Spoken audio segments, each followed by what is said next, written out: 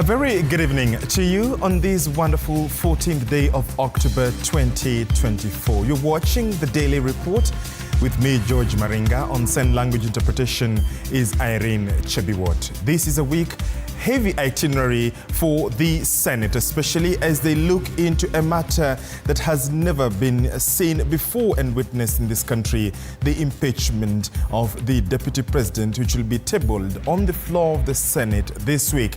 A heavy itinerary, one that will be forming the basis of our discussion tonight, among other issues making the headlines in the world of news. Tonight, I will be joined by Beatrice Elachi. She is the Dagoretti Member of Parliament, Dagoretti North Member of Parliament. To also debunk this issue is Joshua Kipto, former Speaker of Nandi County Assembly and also an advocate of the High Court. And also joining us on the panel on Power and Politics tonight is Ishmael Nyaribo, an advocate of the High Court of Kenya. What are your questions, thoughts or comments that we'll be forwarding to the panel tonight as we look at State of the Nation? We invite you to join us on X, formerly Twitter. You can find us at TV47 News, or you can post to me directly. I am at George Maringa _. Use the hashtag Daily Report, hashtag Power and Politics. Our WhatsApp number as well as SMS lines will be on your screens shortly. But before that very in-depth conversation on the State of the Nation with my guests tonight, here's what is making headlines in the world of news.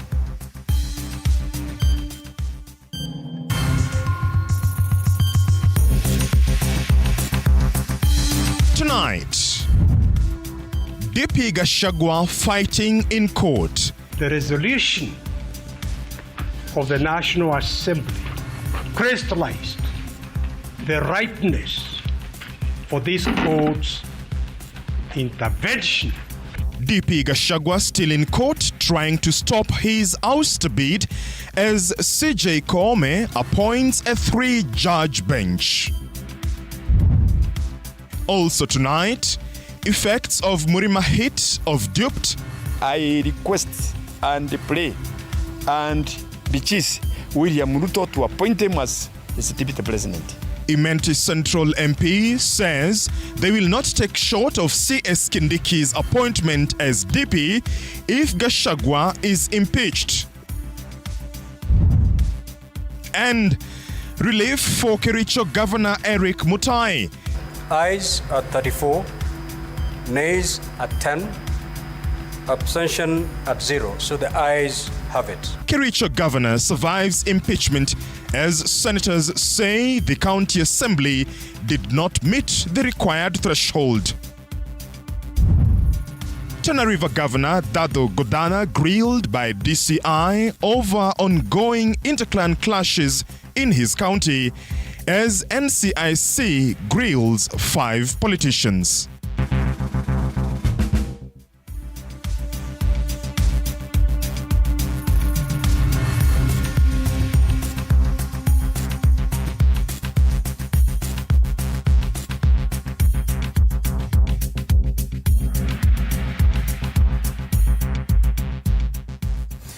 We thank you for choosing TV47 to inform you. We are broadcasting live from our headquarters in Nairobi, Kenya. We thank you for those joining us on terrestrial platforms, our website, and on our social media platforms. Tonight, the Energy and Petroleum Regulatory Authority, EPRA, has announced one of the biggest fuel price decrease. In its monthly review, EPRA announced a decrease of super petrol by 8 shillings and 18 cents, diesel by 3 shillings and 54 cents, and kerosene by 6 shillings and 93 cents in Nairobi starting midnight. EPRA says the decrease has taken into account the weighted average cost of imported refined petroleum products. This is the biggest margin drop since May 2020.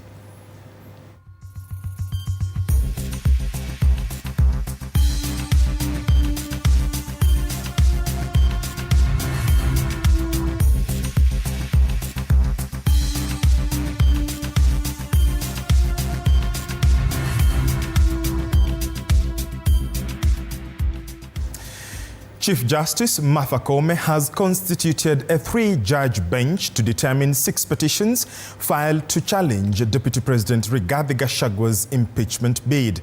This as Gachagua intensifies his bid to stop the impeachment motion at the court. And as Joash Onsare now reports, the family of Gachagua's late brother Nderitu Gachagua is likely to be a witness in the impeachment motion. In what appears to be clinching his hopes on the judiciary, Deputy President Rigathi Gachagua wants the courts to stop the debate in his impeachment motion at the Senate this week. Among his arguments being the Constitution of Parliament, which he is faulting. 281. Chief Justice Martha Koome has constituted a 3-judge bench to hear the matter after a ruling of the court last week.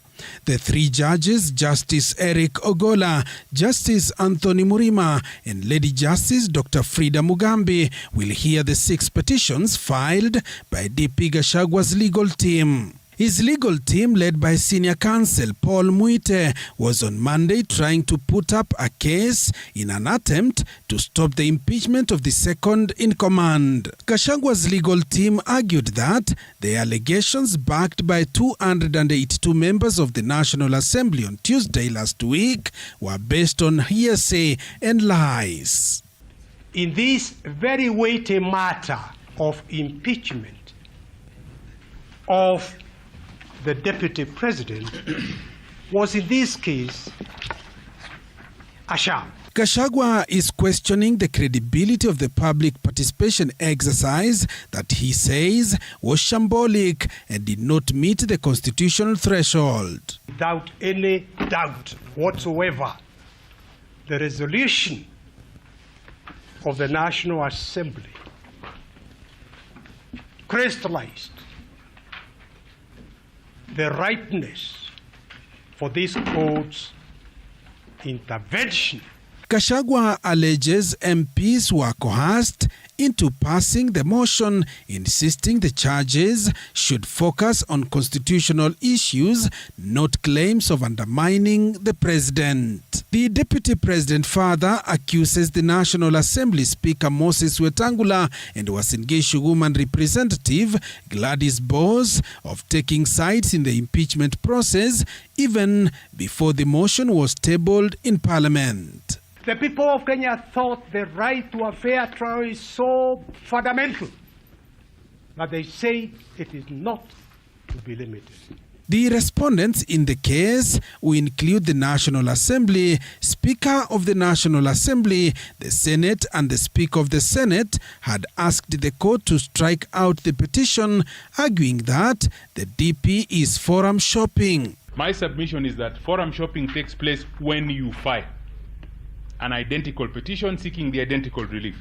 The court denied the petition and directed the hearing to proceed as directed on Friday. Senate will debate the matter on Wednesday and Thursday this week, where Gachagua will defend himself. Witnesses are scheduled to appear before the upper house during the impeachment hearing. The witnesses include the Secretary to the Cabinet, Mercy Wanjau, Nairobi Governor Johnson Sakaja, and former KEMSA acting CEO Andrew Mulwa. Sources, however, indicate that the family of Gachagua's late brother, Nderitu Gachagua, might also testify in the impeachment motion. In his defense, DP Gachagua claimed that some of the properties in question were owned by the former Nyeri governor who had written a will. Some members of the National Assembly have also been listed as possible witnesses. Whether in light of the court order, if any, the Senate is able to proceed with the hearing of the proposed mover from office by impeachment. So far, the clerk of the National Assembly and the legal team of DP Gachagua have supplied evidence to the clerk of the Senate ahead of the hearing of the impeachment motion Wednesday. Joash Onsare, TV47, Nairobi. Thank you, Joash. There is an intense lobbying for a replacement of Deputy President Rigathi Gachagua if he is impeached by Senate. At least 6 names have been fronted for a possible replacement of Gachagua, both from the Mount Kenya region and outside. And as Mike Kagwongo now reports, Imenti Central MP Kirimangushina says the Mount Kenya East region will take nothing less than a Professor Kithure Kindiki for Gachagua replacement. Take a look. As Deputy President Rigathi Gachagua fights for survival in courts, a section of leaders are lobbying to replace him should he be impeached by Senate on Thursday this week. We are not settling any political scores. What we are doing is holding people to account. We are holding people accountable. Part of the reason why President William Ruto did ask both the National Assembly and Senate or Parliament to amend even our standing orders to bring cabinet secretaries to answer to questions and statements from the public through their elected representatives was to hold cabinet secretaries and everybody in cabinet accountable. Imenti Central MP Moses Kerema says the Mount Kenya East Bloc will accept nothing short of Professor Kindiki Kithure as a replacement for DP Gachagua should he be impeached. I had no idea, and I didn't have that rumor that it's Kindiki who is supposed to be the deputy president. If it's not Kindiki, I could not have voted out Gachagua. Kerema arguing that Kindiki was second after Gachagua in the 2022 race for Ruto's running mate. We believed as Meru MPs that number 2 is supposed to take that place of number 1. So we signed on strength that Kindiki is going to be appointed as an DP. But from the time we passed that impeachment, things are not as they were. There is a lot of lobbying from various sectors of societies. In recent polls, Professor Kindiki has been fronted as the highest favored for the job. But from the Mount Kenya region, Muranga Governor Irungu Kang'ata has been named as a possible candidate but has denied the allegations.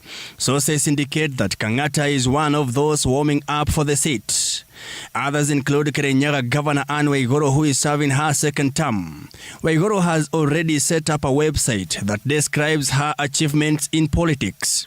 Sources within Western Region faction told TV47 that leaders from the region are also lobbying for the Prime Cabinet Secretary Musalia Mudavadi, having served as Kenya's Vice President previously.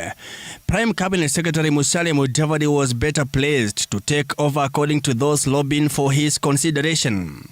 Reports from Raila Odinga's faction indicate that Homa Bay Governor Gladys Wanga has been fronted to replace Gachagua in Ruto's efforts to regain Nyanza region trust. Wanga is an influential factor in the larger Nyanza region, having been elevated to be ODM party national chairperson. President William Ruto's decision will also be determined by respective leaders' influence within the region, even as he tries to solidify his bases across the country for 2027 bid. Mike Kagwongo, TV47, Nairobi. Thank you, Mike. Tonight, Kericho Governor Eric Mutai has survived an impeachment motion at the Senate after the senators on Monday voted to stop impeachment proceedings against the county chief. Mutai argued the Kericho County Assembly failed to achieve the 2/3 threshold for his ouster. Lennox Sangre with the details. Majority Leader and the Minority Leader, take your seats, please. During an intense session of Senate proceedings, Kericho Governor Eric Mutai, Senators, the motion having been approved,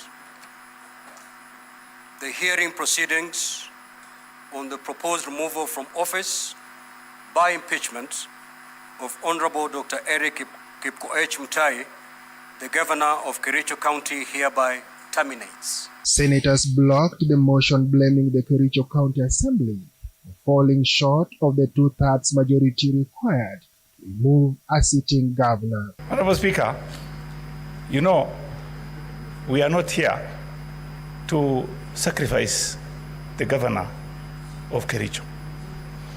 We need to protect each and every person. If that person was brought here in a way that the Constitution has made it very clear that anything that is less than 2/3 is not acceptable. So, Honorable Speaker, 31. It's not 32. Speaker Amason Kingi put the matter to a vote after refusing to issue a ruling, warning of the far-reaching implications a decision could have on a future impeachment trials. Nikumbuka kulikuwa na kesi ya Mheshimiwa Sonko aliyekuwa gavana wa Nairobi. Kitu kama hichi kilitendeka, lakini Senate iliamua ya kwamba itasikiza kesi yote kwa ujumla, alafu mwisho ndio itaamua. Nataka tuchukue mkondo huo ambao uliwekwa wakati ule. Kigen argued that 31 MCAs who supported the impeachment motion didn't reach the minimum of 31.3% needed for Mutai's ouster, while the county assembly defended its decision to round down the number to 31. At last, the Senate sided with the governor. Speaker Kingi had already rejected an earlier attempt to halt proceedings based on High Court orders from Kericho County. Governor Mutai faced grave charges, including gross violation of 2010 Constitution, abuse of office, violating the Leadership and Integrity Act, mismanagement of public funds, illegal use of county revenue, and engaging in indecent sexual acts. Lennox Sengre, reporting for TV47, Nairobi. Thank you, Lennox. Tana River Governor Dado Godana was grilled by DCI detectives over the ongoing inter-clan clashes in his county. Other local leaders were interrogated by the National Cohesion and Integration Commission, NCIC, as Quinto Wafula now reports. Monday morning, Tana River Governor Dado Godana presented himself at the DCA headquarters in Nairobi. The governor was grilled over recent inter-clan clashes that have claimed at least the lives of 14 people. Lakini kwa sababu pengine mimi ni gavana, walihitaji kujua mambo fulani ambayo pengine yalikuwa yamesemwa na wengine. For 2 weeks now, at least 14 people have been killed in the Tana River County clashes.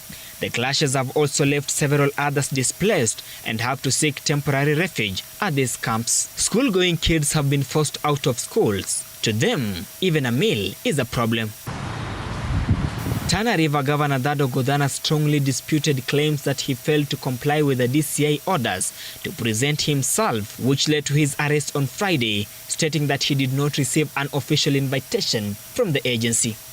Hakukuwa na heshima ya kutosha kufuata zile desturi ambazo zinafaa ili kumfanya gavana aweze kuapia vile wanataka. Dado also commended specific measures taken by the government to address security issues, while urging conflicting communities to put aside their differences and ensure peaceful conditions as a lasting solution is sought. Kuna JSU wako kule, sasa vikosi vya usalama viko kule kwa sababu waliomba bunduki zitolewe kwa sababu ndizo zinasababisha maafa mengi. So ikisemekana bunduki zitolewe, lazima kuna mikakati yake. Kwa hiyo wawe watulivu vile walivyo kwa sasa, wadumishe utulivu huo na yale mengine tuzidi kuyazungumza. Former women representative of the county Rehema Hassan, Galole Member of Parliament Hiribe Said, and Bangale MCA Jibril Mahamud were interrogated by the National Cohesion and Integration Commission in regards to allegations of incitement related to the conflict. Quinto Wafula, TV47, Nairobi. Thank you, Quinto. The World Health Organization has donated medicines for neglected tropical diseases, NTDs, and Mpox diagnostics to the Ministry of Health. WHO donated more than 15 million tablets to support the country's fight against NTDs to help eliminate conditions like schistosomiasis and soil-related helminths, as an auditor reports. On the surface, the donation of over 15 million tablets to fight neglected tropical diseases, NTDs, and essential Mpox diagnostic kits represents a lifeline for the country's marginalized communities. But dig deeper, the ceremony revealed the cracks in the country's overstretched health infrastructure, one that is battling multiple fronts with limited resources. In addition to this donation, WHO supported Kenya's Ministry of Health in developing a national mpox preparedness and response plan targeting 14 high-risk counties. The country is caught in the intersection of neglected diseases, emerging health threats, and chronic underfunding. While the elimination of NTDs has long been a focus, the government aims to eliminate 4 of these diseases by 2027, with the health sector finding itself confronting an unexpected resurgence of diseases like mpox. Number 1, lymphatic filariasis, soil-transmitted helminths, and schistosomiasis, which we have said we are looking to eliminating in 2027-2028. Since the mpox outbreak was declared in the country in July 2024, the ministry has revealed that 13 cases have been confirmed across 10 counties. As of today, we have reported 13 cases of the mpox disease. 8 of those have fully recovered and have gone home. 4 are still admitted in hospital.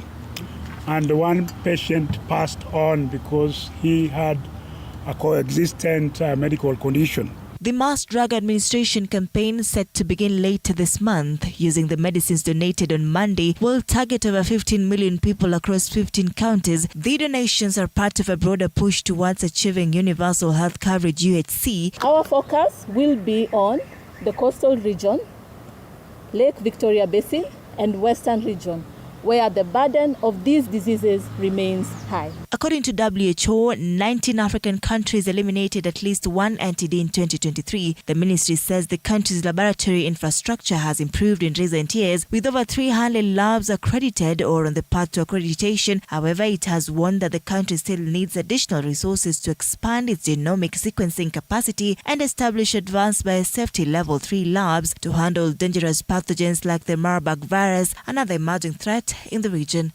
Anne Odida, TV47. Thank you, Odida. The government is set to modernize military equipment in a bid to combat security threats occasioned by the advancement of technology. Speaking when she led the commemoration of the 13th annual Kenya Defence Forces Day held at the Thika Barracks in Kiambu County, Defence CS Soipan Tuya has called for the unity among the 3 disciplines in the Kenyan military. Mwege William reports. At home of sappers, Kenya Army Corps engineers, Thika Barracks, soldiers, sailors, airmen were present in marking an important date in the Kenya Defence Forces calendar. The Kenya Defence Forces Day, where Cabinet Secretary for Defence Soipan Tuya presided over the celebrations. Kenyans know very well that you're the reason they can afford to sleep peacefully every night. The acts of valor by our gallant soldiers may be viewed as a duty by some. Others may consider them as acts of patriotism, but we perceive them as a higher calling to defend and protect our motherland. Tuya calling for one force and collaboration across the 3 services of the Kenya Defence Forces. This year's commemoration serving as a significant reminder Army men and women have played in securing the nation, even as the country prepares to welcome its troops back home after more than a decade since the launch of the Linda Inchi operation in October 2011, where troops were deployed to the neighboring country of Somalia to deal with the Al-Shabaab threat and restore stability. We honor the brave fallen heroes and heroines who lay down their lives for our country. We stand strong, ready to defend our country, protect the people, and contribute to national development. It is at this event that servicemen considered to have served the nation with acts of valor and gallantry were recognized. This year, 3 officers from the Kenya Army, 2 from the Kenya Air Force, and 2 from the Kenya Navy being recognized. These efforts would not